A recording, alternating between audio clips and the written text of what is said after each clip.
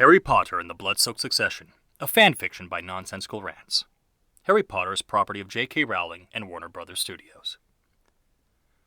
Summary. Ron and Hermione died at Malfoy Manor that night, and Harry was on track to join them.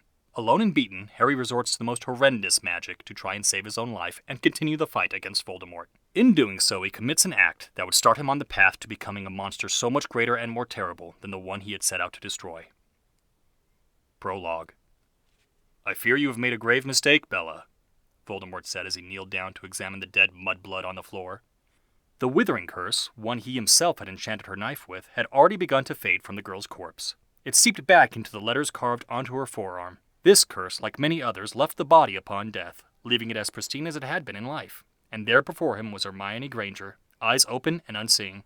"I do not understand, my lord. I have taken from him his two greatest allies, and now he is on death's door too," she said. "Two?" Voldemort asked, looking up. "The Weasley boy. I got him near the heart with a knife. He will be dead within minutes, hours if he has help. Potter got nicked in the arm, so he may have a week. 2 at most," Bella explained.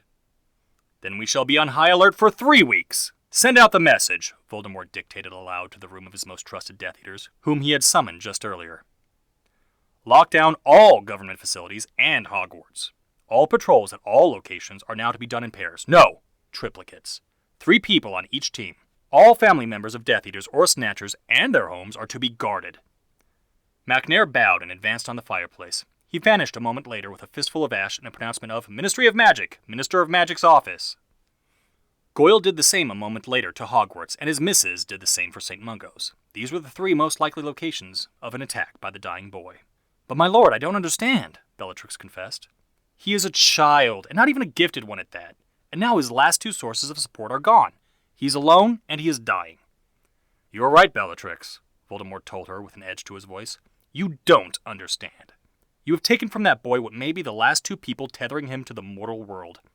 He is an injured and solitary animal on the brink of death with nothing to guide him.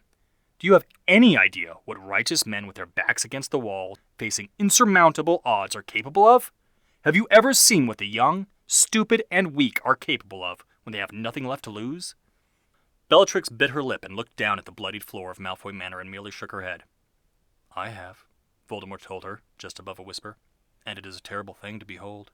Otherwise good men, when storming Majdanek, filleted the German socialists stationed there alive upon witnessing the horrors of the Holocaust. I would know. I was there. I have yet to so thoroughly enjoy torture or killing since. There are no tactics off limits to the boy now. No magic he will not use. No targets he will refuse to attack out of principle. You didn't take away his greatest tactical support. You took away his moral and emotional support. He was a puppet tangled in the strings of Dumbledore's pitiful moralities, and now you have cut those strings.